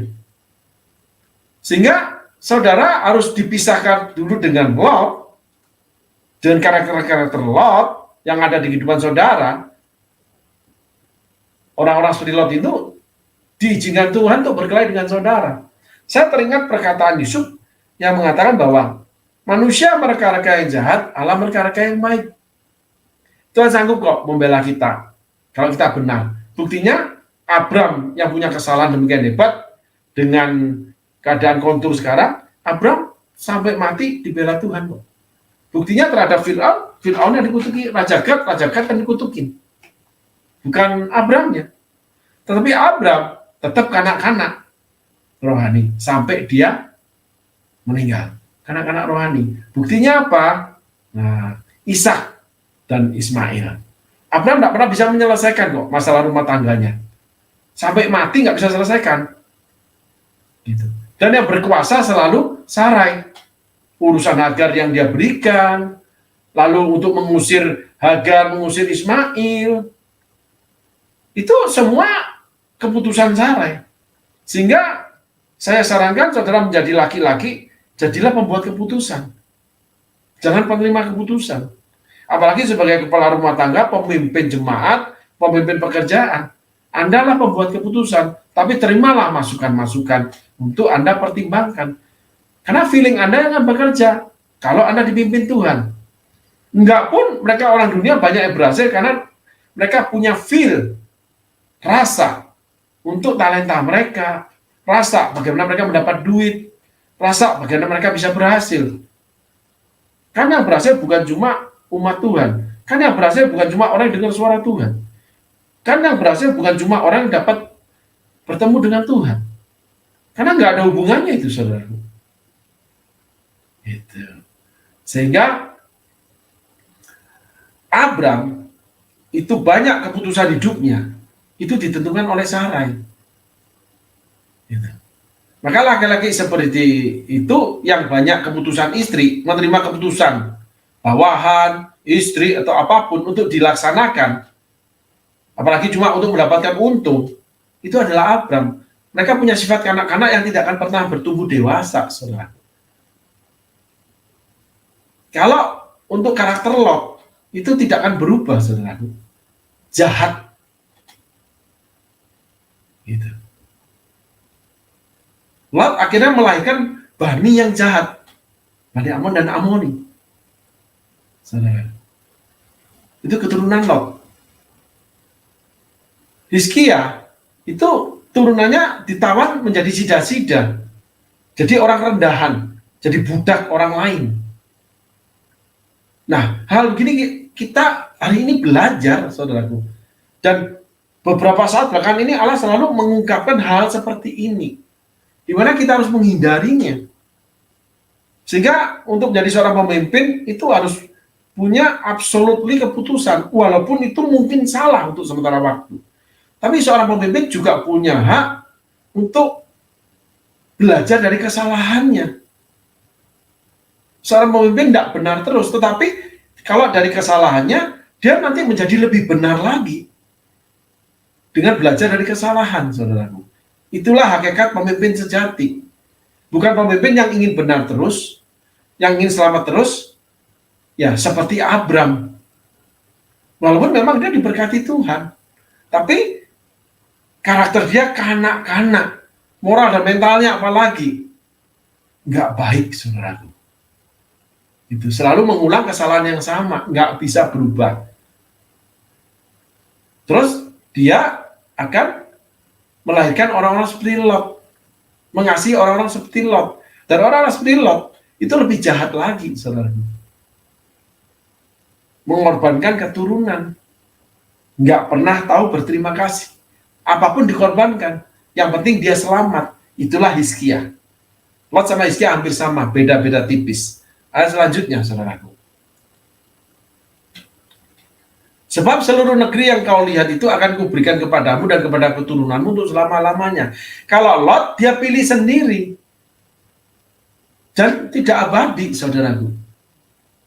Jadi ketika saudara memilih jalan saudara sendiri yang menguntungkan bagi saudara, saudara sudah menghindari proses. Proses itu bisa lewat apa aja. Lewat hubungan suami istri, hubungan dengan anak, ya hubungan dengan tetangga, hubungan di dalam pelayanan, di dalam pekerjaan. Pokok seluruh aspek kehidupan saudara bisa bergantian dipakai menjadi alat untuk memproses saudara menjadi dewasa. Sehingga semakin hari semakin indah, semakin rohani. Rohananya semakin kecil, semakin tipis. Tidak mungkin kita tidak melakukan kesalahan, saudaraku. Tetapi semakin berkurang, saudaraku. Karena kita tidak menghindari proses. Kalau Abraham menghindari proses, selalu menerima usulan-usulan yang baik yang menguntungkan buat dia. Jadi Abraham itu dengan Lot, dengan Hizkia sama. Orang-orang yang selalu mencari keuntungan. Sehingga nggak bisa orang-orang itu akhirnya punya karakter yang buruk, moral yang buruk, mental yang buruk, saudaraku. hati-hati. Saudaraku, kalau bertemu dengan orang seperti ini, lebih lagi hati-hati saudara kalau punya karakter seperti ini. Itu akan menyusahkan hidup saudara sendiri. Kalau Abraham seumur hidupnya, dia dikuasai, jadi budak pasangan dia. Kalau Lot, itu apa yang dia hasilkan selalu dihancurkan Allah. Ada saudaraku di kelompok kami seperti itu. Kaya sedikit masuk penjara, kaya sedikit ditipu. Harta yang dihasilkan dengan kerja keras habis semua. Bahkan minus, saudaraku. Dan tidak berubah, saudaraku. Karena karakter Abraham, Lot, dan Hizkia tidak berubah. Garisnya cuma satu, kesamaan mereka. Yang penting untung. Gitu. Gak peduli dengan hal yang lain. Yang penting senang, yang penting disayang, yang penting menerima cinta, yang penting dipuji, yang penting jadi nomor satu, yang penting buat diriku. Itulah karakter utama daripada Abraham, Lot, dan Hizkia, saudaraku. Yuk kita menginjak ayat selanjutnya. Ringan-ringan aja, saudaraku. Tetapi tidak ringan kalau kita menerima Injil ini menjadi sebuah alat di dalam tangan Tuhan untuk menyadarkan saudara, mengubahkan saudara, menjadikan saudara itu sadar saudara itu siapa. Abraham, Hizkia, Lot. Dan aku akan menjadikan keturunanmu seperti debu tanah banyaknya, sehingga jika seandainya ada yang dapat menghitung debu tanah, keturunan pun akan dapat dihitung juga. Ayat selanjutnya. Bersiaplah, jalanilah negeri itu menurut panjang dan lebarnya, sebab kepadamu lah akan kuberikan negeri itu. Ayat selanjutnya. Sesudah itu Abraham memindahkan kemahnya dan menetap di dekat pohon-pohon terbantin di Mamre, dekat Hebron, lalu didirikannya lah mezbah di situ bagi Tuhan. Orang seperti Abraham itu memberi persembahan ke gereja luar biasa. Hati-hati dengan Anda yang memberi persembahan ke pelayanan, masuk ke gereja atau ke pesta atau ke hamba Tuhan. Hati-hati dengan karakter Abraham, Hizkia, dan Lot. Jangan Anda merasa Anda hebat. Lalu Anda disayang pendeta, lalu Anda ini udah selalu dikatakan benar oleh manusia. Karena Abraham ini orang yang luar biasa murah hatinya terhadap yang namanya manusia, terhadap yang namanya Tuhan. Hati-hati dengan orang yang murah hati. Karena di dalamnya ada banyak hal yang juga harus diperbaiki sama Tuhan. Harus ada banyak pertobatan, harus ada banyak belajar. Di mana moral, mental, dan karakter dia itu masih carut-marut di berbagai hal. Abraham, Lot, dan Hizkia itu carut-marut, saudaraku. Beda-beda aja. Gitu. Yuk kita lanjut ke pasal selanjutnya. Tolong dibacakan. Kejadian pasal 14 ayat 1 hingga yang ke-16. Pada zaman Amrafel, Raja Sinear, Ariok, Raja Elasar, Kedor Laomer, Raja Elam, dan Tidal, Raja Goyim terjadilah bahwa raja-raja ini berperang melawan Bera, Raja Sodom, Birsha, Raja Gomora, Shinab, Raja Atma, Shemeber, Raja Zeboim, dan Raja negeri Bela, yakni negeri Zoar. Raja-raja yang disebut terakhir ini semuanya bersekutu dan datang ke lembah Sidim, yakni Laut Asin. 12 tahun lamanya mereka takluk kepada Kedor Laomer, tetapi dalam tahun yang ke-13 mereka memberontak. Dalam tahun yang ke-14 datanglah Kedor Laomer serta raja-raja yang bersama-sama dengan dia. Lalu mereka mengalahkan orang Refaim di Ashiterot Karnai, orang Zuzim di Ham, orang Emim di Syawe Kiryataim, dan orang Hori di pegunungan mereka yang bernama Seir, sampai ke El Paran di tepi padang gurun. Sesudah itu baliklah mereka dan sampai ke En Mispat, yakni Kadesh, dan mengalahkan seluruh daerah orang Amalek dan juga orang Amori yang diam di Hazezon Tamar. Lalu keluarlah raja negeri Sodom, raja negeri Gomora, raja negeri Atma, raja negeri Zeboim, dan raja negeri Bela, yakni negeri Zoar, dan mengatur barisan perangnya melawan mereka di lembah Sidim. Melawan Kedorlaomer, raja Elam Tidea, raja Goyim, Amrafel, raja Sinear dan Aryok, raja Elasar, 4 raja lawan 5. Di lembah Sidim itu di mana-mana ada sumur aspal. Ketika Raja Sodom dan Raja Gomora melarikan diri, jatuhlah mereka ke dalamnya, dan orang-orang yang masih tinggal hidup melarikan diri ke pegunungan. Segala harta benda Sodom dan Gomora beserta segala bahan makanan dirampas musuh, lalu mereka pergi. Juga Lot, anak saudara Abram, beserta harta bendanya dibawa musuh, lalu mereka pergi, sebab Lot itu diam di Sodom. Kemudian datanglah seorang pelarian dan menceritakan hal ini kepada Abram, orang Ibrani itu, yang tinggal dekat pohon-pohon tarbantin kepunyaan Mamre, orang Amori itu, saudara Eskol dan Aner, yakni teman-teman sekutu Abram. Ketika Abram mendengar bahwa anak saudaranya tertawan, maka dikerahkannya lah orang-orangnya yang terlatih, yakni mereka yang lahir di rumahnya, 318 orang banyaknya, lalu mengejar musuh sampai ke Dan. Dan pada waktu malam berbagilah mereka, ia dan hamba-hambanya itu, untuk melawan musuh. Mereka mengalahkan dan mengejar musuh sampai ke Hoba di sebelah utara Damsyik. Ayat yang ke-16, dibawanyalah kembali segala harta benda itu, juga Lot anak saudaranya itu, serta harta bendanya dibawanya kembali. Demikian juga perempuan-perempuan dan orang-orangnya. Nah, sekarang kita masuk ke inti daripada yang ingin Tuhan sampaikan.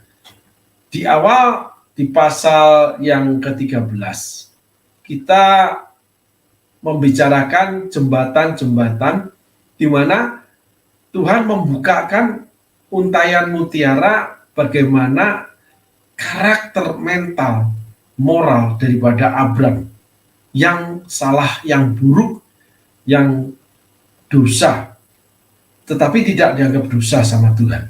Nah, saya sedikit hati-hati membawa itu, saudaraku, pelan-pelan, karena hal itu menyangkut hal-hal yang sangat riskan dan vital bagi orang percaya yang banyak orang tidak menyadari ini. Kerusakan rumah tangga, lalu moral, mental, dan karakter untuk perkara keuangan di zaman milenial ini itu sangat mempengaruhi pelayanan-pelayanan, termasuk pelayan-pelayan Tuhan, termasuk anak-anak Tuhan yang mempunyai posisi-posisi di gereja, di mana harta akhirnya menjadi tolok ukur pandangan-pandangan kita, pandangan-pandangan orang-orang yang mengambil bagian penting di dalam pelayanan di gereja, saudaraku. Ya, ini penting untuk saya bawakan karena memang ini menjadi sebuah sindrom, sebuah penyakit yang tidak nampak tetapi jelas ada. Sebagai contoh, itu penyakit tifus. Tidak ada satu usus di Indonesia yang tahu, manusia Indonesia yang tidak punya yang namanya virus tifus. Tetapi virus ini mati suri. Ketika yang namanya antibodi manusia ini turun, kita keletihan, stres, atau apapun, virus tifus ini akan bangun dan menyerang usus kita. Sehingga kita harus dirawat dengan seksama di rumah sakit. Untuk virusnya dilumpuhkan menjadi mati suri kembali. Termasuk yang namanya hepatitis, saudara. Virus hepatitis. Nah, mamonisme itu seperti virus di dalam kehidupan orang percaya. Gitu. Bahwa Abram, orang yang awalnya kaya, karena anak daripada orang tua yang kaya, Terah, itu membawa harta bendanya, takut kalau kekayaannya hilang sehingga menjual anak-anaknya. Kekayaan mempengaruhi keputusan dia. Tetapi kekayaan itu juga menjadi berkah buat Lot. Karena kemurahan Abraham untuk mengajarkan cara mendapatkan kekayaan. Namun Lot menjadi jahat dalam hal keuangan plus terhadap yang namanya anak-anak putrinya. Lot dosanya lebih berat daripada Abram yang menyerahkan Sarai untuk diserahkan kepada Fir'aun karena takut dibunuh sama Fir'aun, termasuk Raja Gad, saudaraku. Hizkia itu orang yang dipakai Tuhan luar biasa karena dianggap benar, dipuji Tuhan, dan memiliki kemenangan selama 14 tahun.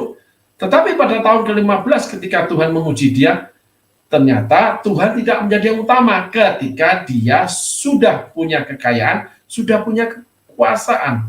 Sehingga kekayaan itu memang patut menjadi spirit daripada pembicaraan firman Tuhan yang namanya tokoh Abram yang menjadi Abraham, saudara. Karena orang ini diberkati banget. Sama dengan Absalom, tetapi beda konteks kalau Absalom itu. Dia biangnya. Kenapa? Karena luka. Nah, itu beda lagi. Nanti satu hari, kalau Tuhan izinkan, kita belajar tentang namanya Absalom, termasuk Salomo, saudaraku. Berbeda. Itu karena mereka orang-orang tampan, saudaraku. Tapi di dalamnya punya luka. Sehingga ada cinta namanya Tamar, adik dia. Sehingga dia melakukan pembunuhan termasuk terhadap ayahnya. Karena memang untuk Absalom dan Tamar itu tidak mendapatkan bagian yang terbaik, saudara. Karena Absalom diutus ke daerah-daerah perang yang di ujung. Daud tidak bijaksana, karena Absalom dianggap persaingan buat Daud. Nanti kita pelajari Daud. Sehingga Alkitab itu adalah ayat demi ayat, cerita demi cerita itu saling bertaut. Kalau kita bicara tentang karakter, saudara, yang saya tahu. Kalau bicara yang lain saling bertaut, iya. Tapi karena saya nggak dibawa Tuhan untuk mengenal lebih jauh, saya nggak berani bicara itu, saudara. Yuk, kita mulai dengan ayat 1. Kita fokus pada Abram dan Lot. Pada zaman Amravel, Raja Sinear, Ariok, Raja Elazar, Kedorlaomer, Raja Elam, dan Tidal, Raja Goyim, terjadilah, ayat 2, bahwa raja-raja ini berperang melawan Bera, Raja Sodom, Birsya, Raja Gomora, Shinab, Raja Adma, Shimeber, Raja Seboim, dan Raja negeri Bela, yakni negeri Soar. Ayat selanjutnya.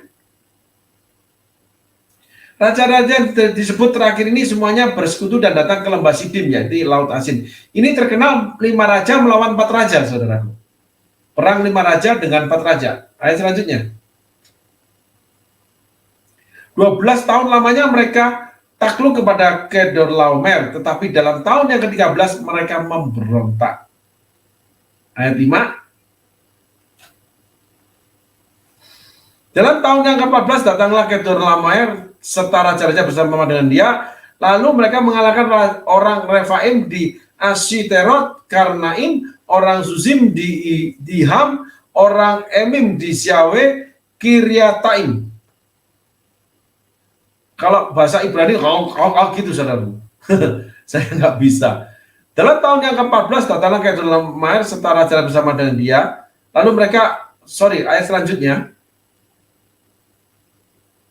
Dan orang Hori di pegunungan mereka yang bernama Seir sampai ke El Paran di tepi padang gurun. Besar daerahnya ini, saudara.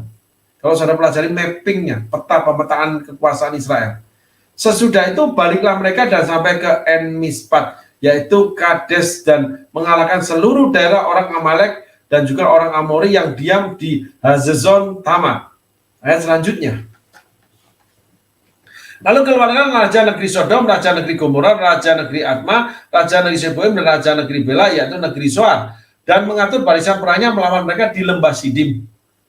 Ayat selanjutnya. Melawan Kedorlaomer, raja Elam, Tidal, raja Goyim, Amravel, raja Sinear, dan Ariok, raja Elazar, 4 raja lawan 5. Ayat selanjutnya. Di lembah Sidim itu di mana-mana ada sumur aspal. Ini 12 tahun mereka berperang, saudaraku. Ketika 12 tahun takluk kepada Kedorlaomer. Tahun ke-14 mereka berontak, mereka berperang. Ketika Raja Sodom dan Raja Gomora melarikan diri, ternyata kalah mereka, saudara. Jatuhlah mereka ke dalamnya dan orang yang masih tinggal hidup melarikan diri ke pegunungan. Jadi 2 raja, Raja Sodom dan Raja Gomora itu mati digantikan oleh keturunannya, saudara. Pada awalnya. Ayat selanjutnya. Segala harta benda Sodom dan Gomora beserta segala bahan makanan dirampas musuh, lalu mereka pergi. Peperangan di zaman itu, saudaraku, kalau sebuah negara kalah, itu dijarah habis, termasuk rakyatnya jadi budak. Sehingga dari hewan sampai harta, itu dibawa ke negeri mereka. Dan manusia, itu adalah yang paling berharga buat mereka. Dengan segala harta manusia. Itu namanya perampasan, penjarahan, saudara. Daud ketika mengalahkan orang Amori di Ziklag, itu dia jarah seluruh hartanya orang Amori, saudara. Dan ketika kampungnya Daud di Ziklag ditaklukkan oleh raja siapa gitu, saudara, lupa saya. Itu juga dijarah seluruh hartanya, termasuk orang-orang, termasuk istri daripada orang-orang Daud, termasuk istri-istri Daud. Ya, itu memang sebuah budaya, saudaraku, zaman itu. Ayat 12. Dan budaya itu adalah budaya potong kepala, saudaraku. Sehingga Daud punya pengalaman potong kepala Goliat, saudaraku. Karena itu budaya zaman itu.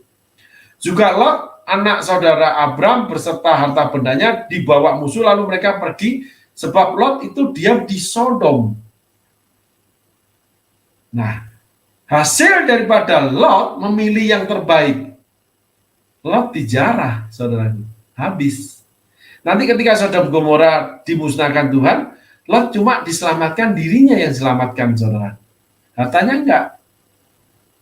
Jadi untuk teman-teman yang merasa menjadi Lot, hati-hati. Saat tertentu kau memang memilih keputusan yang menguntungkan buat dirimu, tapi akan tiba saatnya hartamu akan dirampasin. Kamu jadi miskin kembali. Karena kau meniadakan kebaikan orang yang memberi kepadamu. Itulah kisah Lot. Inti berita hari ini, kalau kita bicara tentang Lot, itu yang ingin Tuhan sampaikan. Orang-orang yang punya karakter Lot, yang selalu mengambil keuntungan, menghindari proses, yang selalu melupakan kebaikan orang yang berbuat baik kepada dia. Untuk sementara, memang mereka hidup nyaman, aman, dan mapan. Tapi akan tiba saatnya, mereka akan dijarah, dan mereka akan menjadi miskin kembali, bahkan minus, saudaraku. Itu yang saya lihat. Orang-orang yang selalu mencari keuntungan, yang pertama seperti Hizkia, itu dosa itu bertingkat, saudaraku. Kelemahan itu akan bertingkat. Seperti Hizkia, yang datang kepada Tuhan dalam pada pelayanan, dalam pada pastor, dan pada gereja, nangis-nangis, lalu mulai dituntun oleh gereja, dituntun oleh pastor, dituntun hamba Tuhan. Lalu pelan-pelan mengenal Tuhan, lalu dibuat sukses sama Tuhan seperti Hizkia. Yang melakukan yang benar, dan dianggap benar dipuji Tuhan. Setelah 14 tahun menjadi orang besar, berhasil, kaya, ya olahraganya pun olahraga orang kaya, dan sebagainya, kaya aja pokoknya. Yang penting jangan kayak Simon. Kayak Simon, nah sudah jawab sendiri sudah. Banyak seperti itu, saudaraku. Lalu mulai melupakan orang-orang yang berbuat baik kepada dia, otomatis biasanya juga melupakan Tuhan, walaupun memberi yang terbaik buat gereja, buat pelayanan, buat hamba Tuhan. Hati-hati. Kalau untuk orang miskin, itu sifatnya Yudas, saudara. Beda lagi. Apabila kita membedah Alkitab, itu akan nampak perbedaan itu tipis-tipis, tapi itu sangat jauh, sangat signifikan bedanya, saudara. Kalau untuk orang miskin, pura-pura mengasihi orang miskin, itu Yudas. Itu. Kalau memberi, itu Hizkia kepada Tuhan. Bahkan Hizkia menyalut peralatan rumah Allah dengan emas, loh. Dilapis emas peralatan rumah Allah itu. Bagaimana luar biasanya Hizkia itu kepada Tuhan. Ada orang-orang seperti itu, saudara. Tetapi mereka adalah Hizkia. Setelah itu, mereka akan naik tingkat lagi. Pada waktu kaya, mereka menjadi Lot. Takut kehilangan kekayaannya, mereka mulai meninggalkan Tuhan, memilih yang terbaik, melupakan kebaikan orang yang menolong dia. Kalau Hizkia melupakan Tuhan yang mengangkat dia. Sehingga akhirnya Lot dijarah kembali. Pada waktunya, dibuatlah, diizinkan Tuhan untuk menjadi habis hartanya. Dan saya lihat ada orang seperti itu. Dan nggak kapok, nggak tobat, saudaraku. Tetap merendahkan Tuhan, tetap meninggalkan pelayanan, tetap Tuhan yang nomor sekian kalau masalah menyangkut soal uang atau pekerjaannya. Bahkan hobinya itu lebih daripada keharusan dia sebelum dia kaya. Bagaimana dia mendengarkan firman Tuhan di rumah, itu sampai nangis-nangis, saudaraku. Terlihat di namanya layar media sosial kami, saudaraku. Ada sebuah aplikasi yang menayangkan semua wajah itu, saudaraku. Pada waktu itu kami memakai aplikasi itu. Dan nangis-nangis ketika mendengar khotbah. Tapi sekarang lebih suka tertawa-tawa di lapangan golf, saudaraku, daripada dengar khotbah. Ya itulah Lot, saudaraku. Ya hati-hati. Mulai sekarang benahi karakter saudara. Lihat karakter saudara. Lihat moral mental saudara. Kalau Hizkia melupakan Tuhan. Kalau Lot melupakan kebaikan sesamanya. Lot hartanya diambil kembali. Kalau Hizkia semuanya akan ditawan, diambil juga. Bahkan anaknya juga diambil oleh raja yang lain. Jadi budak manusia, saudaraku. Ya, ringan-ringan aja hari ini. Tetapi kalau menghantam saudara itu cukup berat tuh. Kalau itu memang saudara lakukan itu. Dan memang setahu saya jarang orang berani mengungkapkan ini, saudaraku. Karena akan dimusuh. Karena yang tertegur, yang punya karakter ini dituliskan 3 tokoh Alkitab ini orang-orang yang berhasil, orang-orang kaya luar biasa, saudaraku. Termasuk Abram, itu kaya luar biasa. Lot itu kaya luar biasa. Hizkia itu kaya loh. Orang punya kekayaan, Mamon itu luar biasa pengaruhnya, saudaraku. Sehingga Abram itu menaklukkan yang namanya Kedorlaomer. Ayat selanjutnya. Kemudian datanglah seorang pelarian dan menceritakan hal ini kepada Abram, orang Ibrani itu. Disebutkan jelas oleh Alkitab orang Ibrani karena Abram tidak punya kerajaan. Tetapi kekayaan dia membuat dia itu menjadi sebuah kekuatan yang melebihi kerajaan Kedorlaomer. Luar biasa Abram ini. Bagaimana kekayaan anak-anak Tuhan yang dari Tuhan itu menaklukkan penguasa-penguasa, saudara. Yang punya pasukan luar biasa, menaklukkan sang penakluk. Yang tinggal dekat pohon-pohon terbanting kepunyaan Mamre, orang Amori itu. Saudara Eskol dan Aner, yaitu teman-teman sekutu Abram. Jadi Abram tuh banyak dapat sekutu orang-orang di luar namanya orang Ibrani atau orang Kristen pada saat itu. Yang belum disebut Kristen. Ayat selanjutnya. Ketika Abram mendengar bahwa anak saudara tertawan, tuh lihat. Sarai ditawarkan kepada Fir'aun. Istri disuruh kerja. Saudara nggak punya makan, dibeliin makanan. Bukan istri yang dibeliin makanan, saudara. Saya lihat mata kepala sendiri, bagaimana istri menjual hartanya, perhiasan dia, lalu berbagi pantun dengan pasangan dia, suaminya. Di depan saya, kurang cuman sekian rupiah. Itu suaminya marah, istrinya dipelototin di depan orang. Dan diminta tanda tangan dengan suara yang keras, saudara. Karena saya dengar. Lalu si istri dengan cemberut memberikannya. Sehingga mereka berselisih di depan orang lain gara-gara uang cuma sekian rupiah, loh, saudara. Dari hasil jual perhiasan istrinya, loh, saudara. Bukannya diberikan pada istrinya karena istrinya jual perhiasan karena memang kurang. Kejamnya laki-laki seperti itu, saudara. Ternyata laki-laki kejam itu lebih kejam dari ibu tiri, saudara. Ibu tiri lebih kejam daripada ibu kota. Ibu kota lebih kejam dari ibu tiri katanya. Tapi laki-laki bisa lebih kejam daripada ibu kota atau ibu tiri, saudara. Saudara sendiri tentukan deh.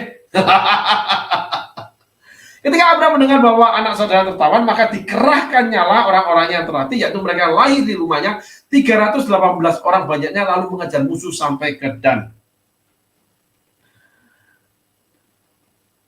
Ayat selanjutnya. Dan pada waktu malam berbagilah mereka, ia dan hamba-hambanya itu untuk melawan musuh. Mereka mengalahkan dan mengejar musuh sampai ke Hoba di sebelah utara Damsik. Itu jauh loh tempatnya, saudaraku. Gila Abram ini. Orang-orang pahlawan-pahlawan dia bayar itu untuk menjadi pasukan dia itu. Cuma 318, saudaraku. Ayat selanjutnya. Bagaimana kekuatan uang itu membeli pahlawan, saudara? Ya, hati-hati para pahlawan, jangan mau dibeli dengan uang. Ya, serahkanlah nyawamu kepada Tuhan. Itu penting, saudara. Dibawanyalah kembali segala harta benda itu juga Lot anak saudara itu, setelah ada bendanya dibawanya kembali, demikian juga perempuan-perempuan dan orang-orangnya. Gitu. Nah, hari ini kita belajar dengan hati-hati 3 tokoh, saudaraku. Yang paling sedikit kita bawakan, kita pelajari Hizkia karena ada sangkut pautnya. Sehingga Abram ini orang yang murah hati, tetapi dia tidak murah hati terhadap istrinya. Bahkan dia menjual istrinya ketika kekayaannya akan hilang, bahkan nyawanya akan hilang oleh namanya Raja Fir'aun pada waktu terjadi kelaparan. Karena Abram kita pelajari tadi itu kaya raya loh.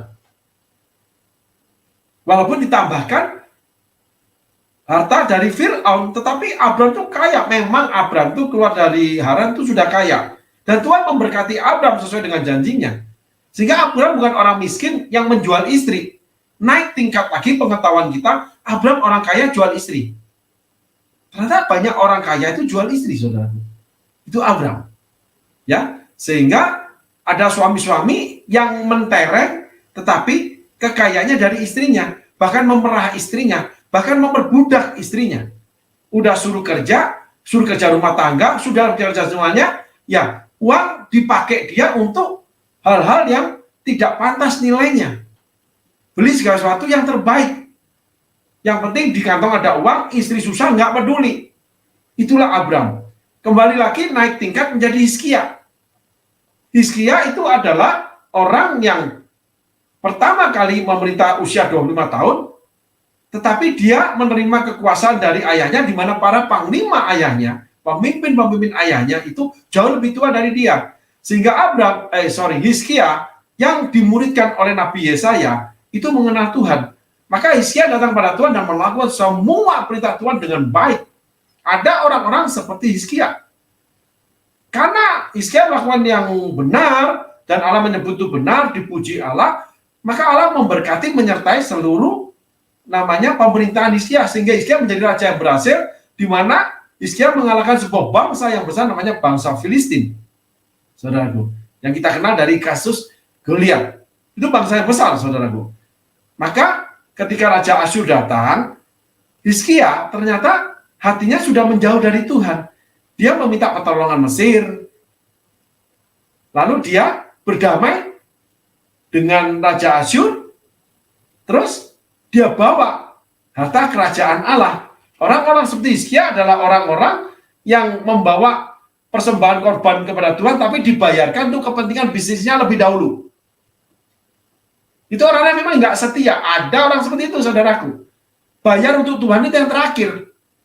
Bahkan kadang mepet-mepet dan tidak pernah tetap, saudara. Padahal dia punya uang banyak, saudaraku.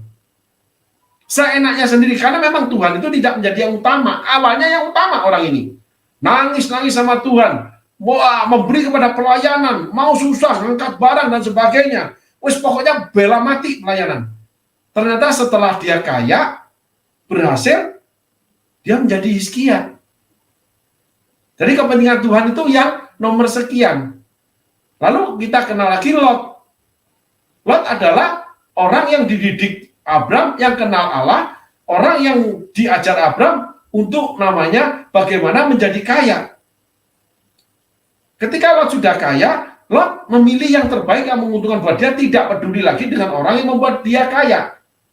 Sehingga Lot memisahkan diri. Dan Abram orang yang memang memberi kesempatan Lot. Sehingga Lot mengambil semua yang terbaik. Abram bukan yang terbaik. Walaupun Abram dibela Allah, diberkati Allah. Namun orang-orang seperti Lot, akhirnya seluruh harta yang dia dapatkan itu diizinkan Tuhan untuk lenyap kembali. Ketika dia ditawan, saudaraku. Nah, hari ini kita belajar 3 karakter yang salah di dalam 3 tokoh Alkitab, yaitu Raja Hizkia, lalu Abram, lalu Lot. Gitu. Nanti Kamis kita dan Jumat lanjutkan lagi sehingga kisah Abram sampai selesai, saudaraku. Tuhan Yesus berkati.